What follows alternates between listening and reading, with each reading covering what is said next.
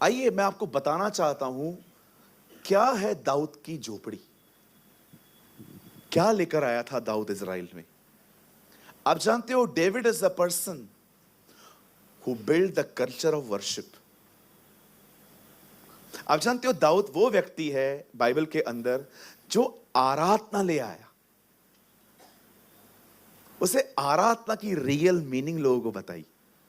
आप में से कितने लोग ये बात जानते हैं दाऊद एक आराधक था। एक बार दाऊद को पता चलता है कि प्रभु का जो बॉक्स है वो घर में पड़ा हुआ है। आपको पता है वो बॉक्स ऐसे ही पड़ा हुआ था और दाऊद पूरी इज़राइल को बुलाता है, बोलता है सुनो 30,000 लोग चलेंगे मेरे साथ। इतना सा बॉक्स उठाने के लिए 30,000 लोग की जरूरत की है। नो, वी विल ऑनर, हम उसका आदर करने के लिए चलेंगे। हम प्रभु को दिखाएंगे कि आपकी चीज का हम कितना ऑनर करते हैं खुदा। यू नो, जब दाऊद वहां से आता है तो बाइबल बताती है 4 लोग, खाली सिर्फ 4 लोग उठा रहे थे, 30,000 पीछे खड़े थे। एंड यू नो बंदा आगे, सेनाओं का यहोवा हमारे संग संग है। यू नो ऐसा नाच नाच के आ रहा था, नाच नाच के आ रहा था, भाई साहब को पता भी नहीं चला है कपड़ा फट गया। जॉइंट्स खुल गए थे सर के। ये देख रहे हो ना, जॉइंट्स होते हैं हमारे यहां पर, पूरे जॉइंट्स खुल गए हैं भाई के। उसके बाद भी वर्शिप करता करता आ रहा है, ऐसे वो आराम से आ रहा है, मजे करते करते। आपने कभी देखा उसकी वर्शिप कितनी अलग है हमसे। खड़ा ही नहीं है वो, जैसे हम खड़े रहते हैं। देखो रे, मुंह ही नहीं खुल रहा है। मैं मन में करता हूं, नहीं चाहिए मन में घर पे करो, इधर मुंह खोलो। बोलो बाजू वाले को, वर्शिप मन में भी होती है, मुंह से भी होती है जी। हाँ, कुछ लोगों के मुंह देखो खुलते ही नहीं है। क्यों नहीं खुलते? कौन पकड़ के बैठा है आपको वर्शिप करने से? कभी जांचा है आपने इस चीज को? कौन चाहता है आप मुंह न खोलें? इधर ही कोई, आप ऐसे खड़े हो, सारी इधर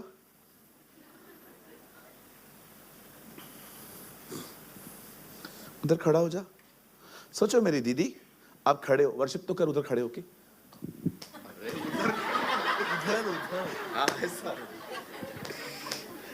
मुंह नहीं खुल रहा है, लेकिन यहीं पर कोई आए पीछे से ईयर रिंग खींचे, ए पास्टर, ओ पास्टर, क्या नाम है इसका, सूरज भाई। अचानक मुंह खुल गया। ये किसने खोला? क्या हुआ? ईयर रिंग ले गया। रुको रुको, लाके देता हूं, ले लगा, वर्शिप कर। वापस मुंह बंद हो गया।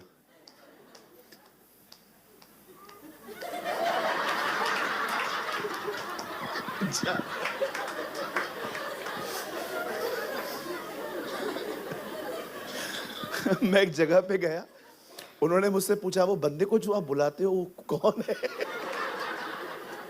मैंने कहा वो कलीसिया का प्यारा बच्चा है। तो बोला सच में उसका नाम लंगड़ा है? मैंने कहा नहीं यार, वो लंगड़े की एक्टिंग करता है कभी कभी, लंगड़ा नहीं है वो, बहुत अच्छा है।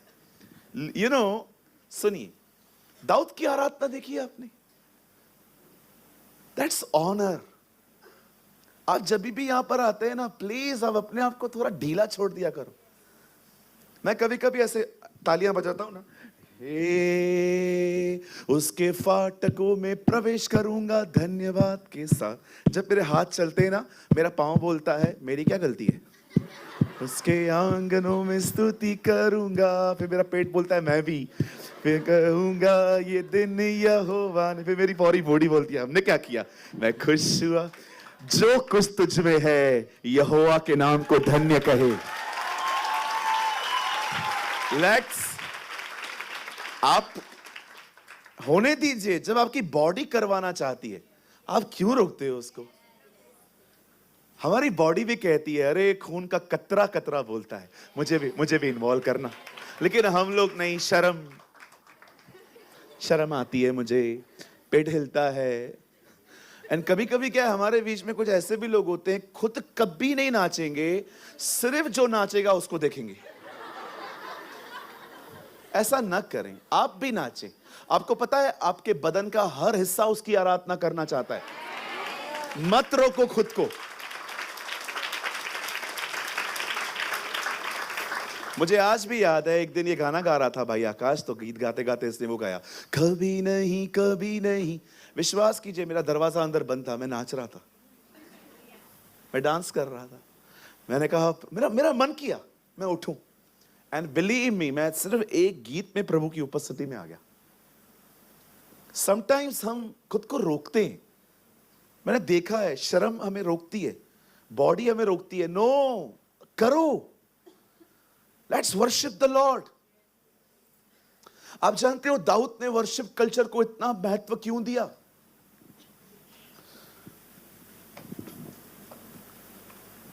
एक 187 क्वायर खड़े करता था वो।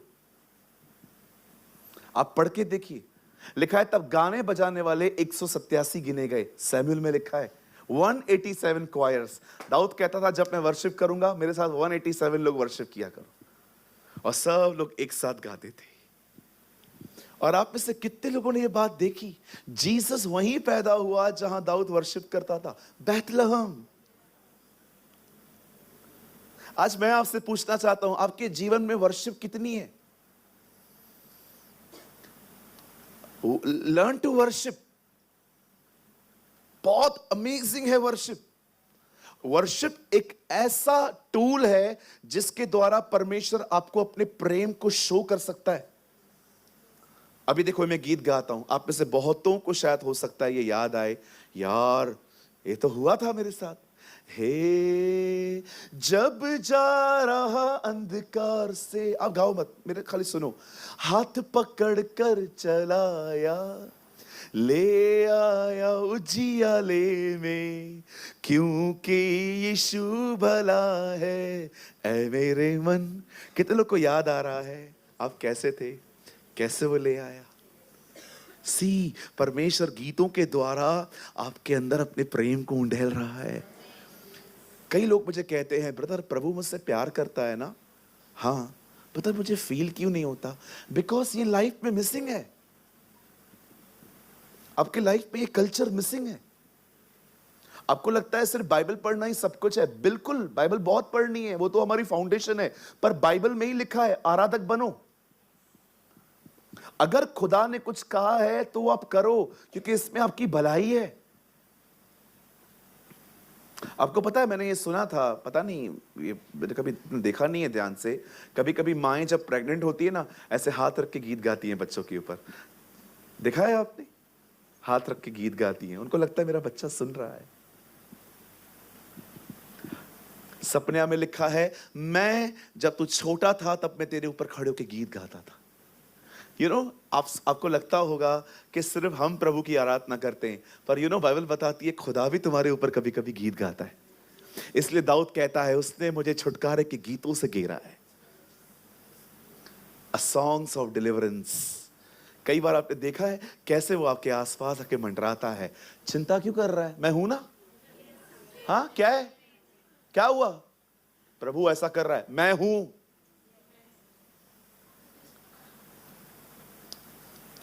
मतलब आपको लगता रहेगा कि शायद ब्रदर आप थोड़ा गलत प्रेजेंट कर रहे हो, बट बिलीव मी, परमेश्वर ने मेरे साथ ऐसा किया है।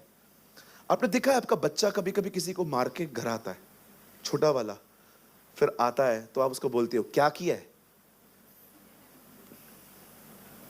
किसको मारा है?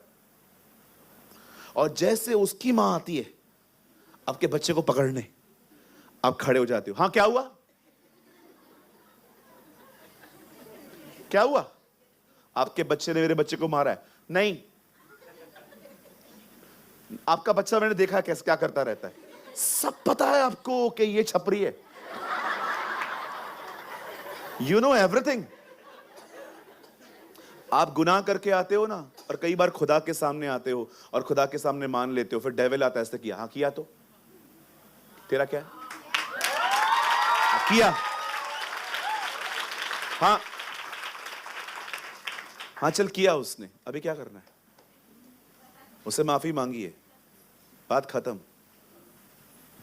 मैं कई बार अगर मुझसे गुनाह हो जाता है और शैतान मुझे आके कहता है ना तूने क्या किया, मैं उसको बोलता हूँ शट अप, ये प्रभु और मेरे बीच का है, तू क्यों आया? लेकिन कई बार डेविल आपको कंडेम करता है, ये क्या किया? आप उसको बोल नहीं सकते हो, तेरा काम क्या, तू क्यों बीच में आ रहा है? हम बाप बेटे का मामला है, ये अंदर का मामला है।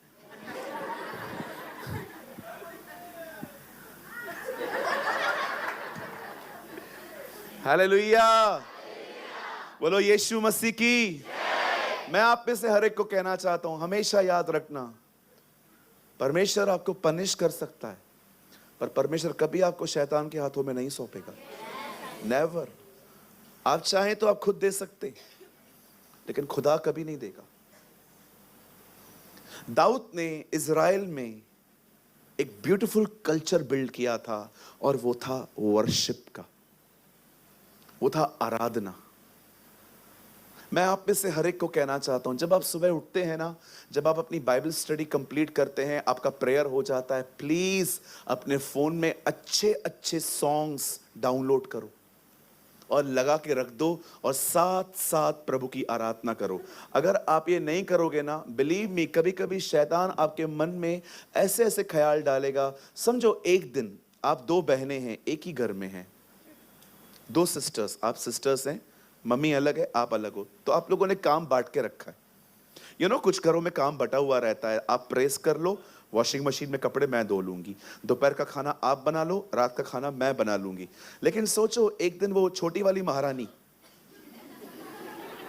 लेट उठी, और आपका प्रेयर हो गया, वर्शिप हो गया, और अब आप रोटियां पका रहे हो, और अब तक अंदर का दरवाजा बंद है इसका, और खाना पकाते पकाते शैतान पहली चीज आपके मन में डालेगा, अकेले कर रही है तू, उसका काम कर रही है तू। देख रहे हो कैसे आपके अंदर नेगेटिविटी क्रिएट की जा रही है। लेकिन यहीं पर आप गाने लगा दो, उसके फाटकों में प्रवेश करूंगा धन्यवाद के साथ, उसके आंगनों में स्तुति करूंगा। आप गीत गा रहे हो, शैतान यहां से विचार दे रहा है, और वो क्या देख रहा है, ये ले ही नहीं रहा है। और जैसे आप वो ख्याल दे रहा है उसके, और आप, वो जीवित है जीवित है जीवित है सदा, मेरा यीशु मसीह जीवित है, गाओ हालेलुया, गाओ हालेलुया। अरे विश्वास करो, मैंने ऐसा किया है, मैंने ऐसा किया है। जीवन में बहुत बार जब नेगेटिविटी घुसने की कोशिश करती है ना, believe me, that time I praise the Lord, मैं इससे बच जाता हूं। अगर मैं ये नहीं करूंगा ना, बिलीव मी, आने वाले दिनों में ना आपकी मेरी शक्ल आपको पसंद आएगी, ना आपको मेरी, ना मेरी आपको आएगी। क्योंकि पता है क्यों? नफरत एंटर हो गई। इससे अच्छा कि नफरत एंटर हो, आप वर्शिप के द्वारा प्रभु में एंटर हो जाओ। अभी क्या होता है, बहुत से जो लोग हैं ना, आप देखिए इजीली नेगेटिविटी में आ जाते हैं, इजीली, बहुत इजीली। समझो आप यहां पर बैठे हुए हो, मैं यहां से गुजर रहा था, मेरा ध्यान भी नहीं था, 100 काम चल रहे थे, और मैं यहां से निकला, और आपको ऐसा लगा बड़ा आदमी जाता है जय मसीह भी नहीं बोलता।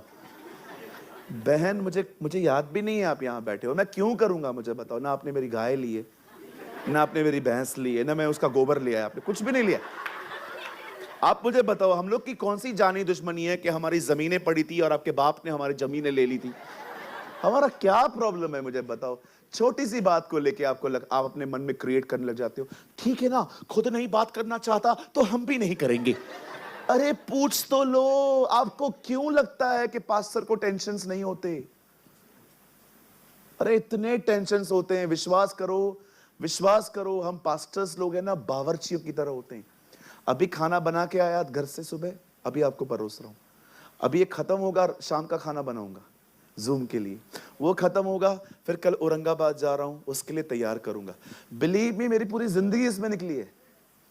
मेरे पास कभी कभी, विश्वास करो, आपको सोचने का भी टाइम नहीं रहता कि आप कहां हो। बता, ये बेइज्जती नहीं है, नहीं बेइज्जती नहीं है, ये बेइज्जती नहीं है। मैं आपको बताना चाहता हूं, मैं इतना ऑक्यूपाइड रहता हूं कभी कभी, बिलीव मी, मैं कभी कभी घर पे कॉल नहीं कर पाता।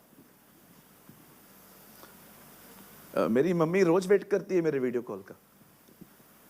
कभी कभी मैं माँ को रात को कॉल करता हूँ, माँ मैं अभी तक बाहर हूँ, मैं अभी वीडियो कॉल नहीं कर सकता, आप प्लीज़ टेंशन मत लो, मैं एकदम ठीक हूँ, मैं बिल्कुल चंगा हूँ, हवा में उड़ रहा हूँ, और बिल्कुल तू परेशान ना हो, मैं तुझे सुबह उठ के करूँगा। क्योंकि मैं कभी कभी इतना टायर्ड होता हूँ। आप सोचो ना, 5 घंटे बंदा बात करेगा, आप 1 घंटा बात करके दिखाओ। भाइयों आपको बोल रहा हूँ, आप 1 घंटा बात करके दिखाओ।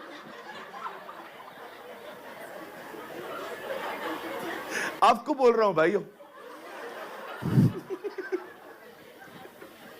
तो भैया इनको क्यों नहीं, इनको वरदान है, छोड़ दो।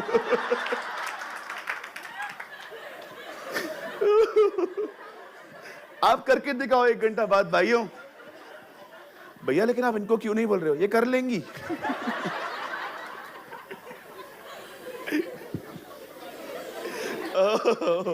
Wow brother, wow, I am preaching very well today. Okay, सुनिए, यहां देखिए, अब देखो, ये जो दाऊद की झोपड़ी है, ये आराधना है। परमेश्वर ने दाऊद के द्वारा इस कल्चर को बहुत लिफ्ट किया। आप देख सकते थे, मतलब आप दाऊद के समय में, आपको पता है, आप इज़राइल में रहते ना, तो आपको हर घर के अंदर से कोई ना कोई गीत गाने वाला मिल ही जाता, आराधना करने वाले लोग मिल ही जाते। लेकिन मैं आपको पूछना चाहता हूं, जब दाऊद चला गया, क्या सुलेमान इस झोपड़ी को खड़ा रख पाया? Never, never.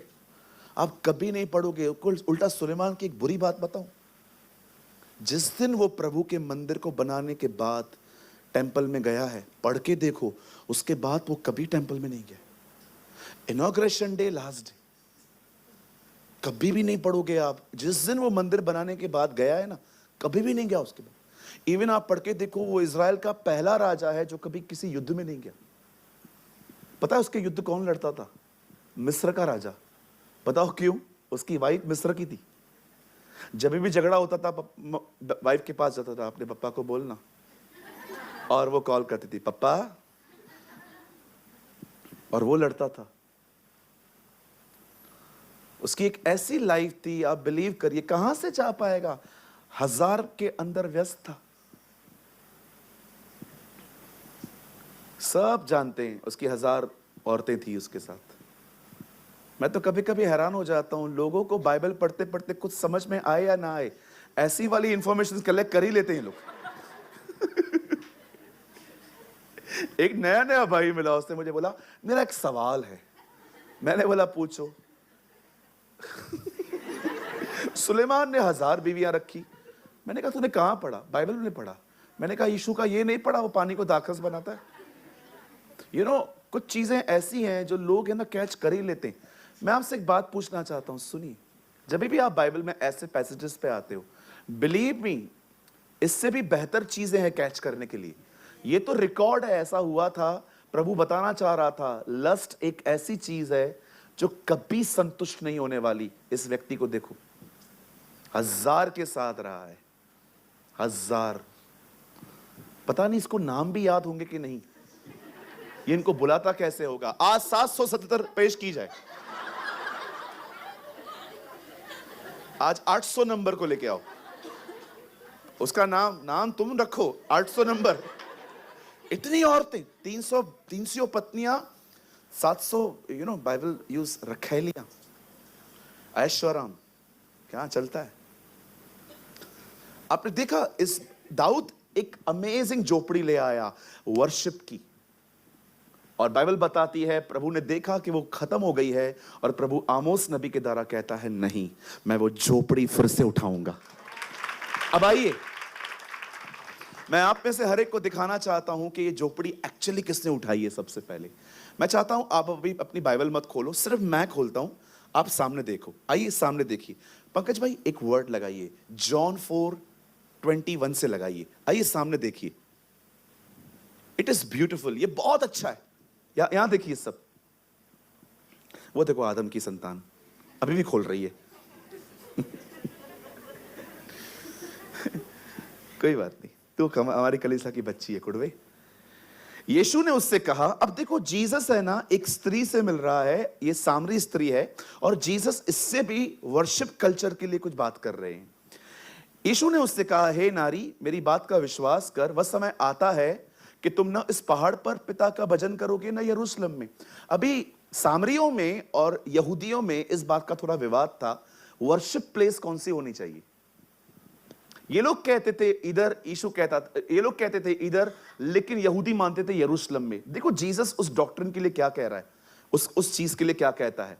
हे नारी, मेरी बात का विश्वास कर कि वह समय आता है कि तुम इस पहाड़ पर पिता की आराधना भजन करोगे ना यरूशलेम में। यीशु कहता है वर्शिप की प्लेस जो है ना यहां है ना जेरूशलेम में, तुम लोग लड़ते क्यों हो। अब जीसस कह रहा है, सुनो, मैं तुम्हें बताना चाहता हूं आराधना की सही जगह क्या है। 22 में लगाइए ब्रदर। जिसको तुम नहीं जानते, तुम जिसे नहीं जानते उसका भजन करते हो, और हम जिसे जानते हैं उसका भजन करते हैं, क्योंकि उदार यहूदियों में से। अब 23 में देखो यीशु क्या कहते, परंतु वह समय आता है, वरन अब भी है, आता है अब भी है। इसका मतलब तुम करोगे, पर मैं कर रहा हूं। तुम करने वाले हो, पर मैं ऑलरेडी कर रहा हूं। वह समय आता है, वरन अब भी है कि तुम परमेश्वर की आराधना आत्मा और सच्चाई से करना करेंगे, क्योंकि पिता अपने लिए ऐसे ही आराधकों को ढूंढता है। आप जानते हो, यहां देखिए, लिसन टू मी, इस पृथ्वी पर परमेश्वर न प्रचारक को ढूंढ रहा है, न भविष्यवक्ता को ढूंढ रहा है। वो इस पृथ्वी पर एक ही व्यक्ति को ढूंढ रहा है, वो है आराधक। आराधक क्यों? क्योंकि वो जानता है जो आराधना करेंगे वो उसकी प्रेजेंस को कैरी करेंगे। आप जानते हो, जब जीसस कहता है वह समय आता है वरन अब भी है, यीशु ये कह रहा था वो समय आएगा जब पवित्र आत्मा तुम पर आएगा, इसीलिए ताकि तुम उसकी आराधना कर सको। लेकिन वो तुम्हारे लिए समय आएगा, लेकिन वो मेरे लिए अब भी है, क्योंकि मैं कर रहा हूं। जानते हो क्यों जीसस ये कहना चाह रहा था? वो क्या समझाना चाह रहा था? वो ये कहना चाह रहा था कि जो वो छोड़ के गया है, जो दाऊद का कल्चर था, वो मैं फिर से उठाना चाहता हूं। और देखो, अब आराधना कहां होगी? आत्मा में और सच्चाई में। अब ये 23 है, बता 24 लगाइए। परमेश्वर आत्मा है और अवश्य है उसकी आराधना करने वाला आत्मा और सच्चाई से उसकी आराधना करे। अब मुझे एक बात बताइए, सब सामने देखिए। दाऊद ने एक अच्छी वर्शिप यरूशलेम में, इज़राइल में बिल्ड की, लेकिन उसके उस विजन को कोई भी कैरी नहीं कर पाया। पर आपने देखा जब यीशु मसीह आते हैं तो उसका विजन फिर से कैरी करते हैं। अब वो पिता की आराधना कर रहा है, अब वो पिता को ऊंचा उठा रहा है। आपको पता है जीसस एक वर्शिप लीडर है। यहां देखिए, कभी कभी ये भाई लोग वर्शिप करते हैं ना, मैं पीछे बैठ के पता है क्या प्रार्थना करता हूं, प्रभु आप ज्वाइन करिए ना। एक वर्ड लगाइए, इब्रानियों 1 अध्याय 1 अध्याय। आप पीछे चलो खोल सकते हैं आप लोग भी।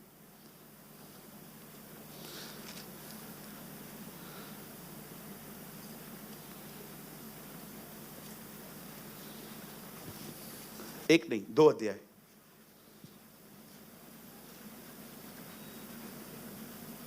11 वचन, 2:11। यहां देखिए, हाँ ठीक है, यहां देखिए, क्योंकि पवित्र करने वाले और जो पवित्र किए जाते हैं सब एक ही मूल से हैं, अर्थात परमेश्वर, इसी कारण वह उन्हें भाई कहने से नहीं लजाता। This word is about Jesus. पवित्र करने वाला वही है, ठीक है। अब देखो 12 में क्या लिखा है, पर वह कहता है मैं तेरा नाम अपने भाइयों को सुनाऊंगा,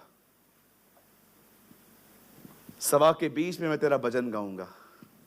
आप जानते हो Jesus is a worshipper leader. वो एक आराधना करने वाला बेटा था उसका। यहां पर देखो जीसस के लिए क्या लिखा है। यीशु कहता है पिता जब सब लोग वर्शिप करेंगे ना, यहां देखिए यीशु यहां पर यह कह रहा है जब सब लोग वर्शिप करेंगे ना, मैं जाऊंगा और मैं उनके बीच में तेरे नाम को ऊंचा करूंगा। यू नो, क्योंकि जीसस वर्शिप लीडर इसीलिए है क्योंकि जीसस खुद वर्शिप करता था। ही वर्शिप द फादर। मैं आप में से हर एक को एक बात कहना चाहता हूं, अपने जीवन में वर्शिप लेकर आइए, अपने जीवन में आराधना लाइए, अपने जीवन में अच्छे अच्छे गीतों को गाइए प्रभु के लिए। आपका बहुत बड़ा बेनिफिट है इसमें। पता है क्यों? क्योंकि गीत गाने वाले जो होते हैं ना, ये सिर्फ ऐसा गीत गाना नहीं है कि जस्ट आप डांस कर रहे हो। नो, मैं कुछ समझाना चाहता हूं। मुझे लगता है मेरा मैसेज अब स्टार्ट होगा। क्या होता है गीत गाना? आप इसे इतना हल्का मत लीजिए। सामने देखिए सब,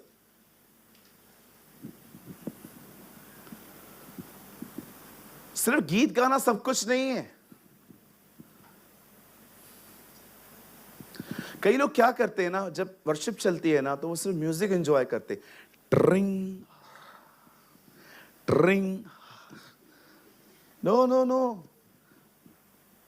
music is not important. Thank God for music, लेकिन ये इससे बहुत आगे है। बाइबल बताती है आराधना आत्मा में होती है, आत्मा में, सच्चाई में होती है। याद रखिए, जो आराधना आपको पवित्र आत्मा से न भरी गई वो आराधना नहीं है, वो सिर्फ गीत है।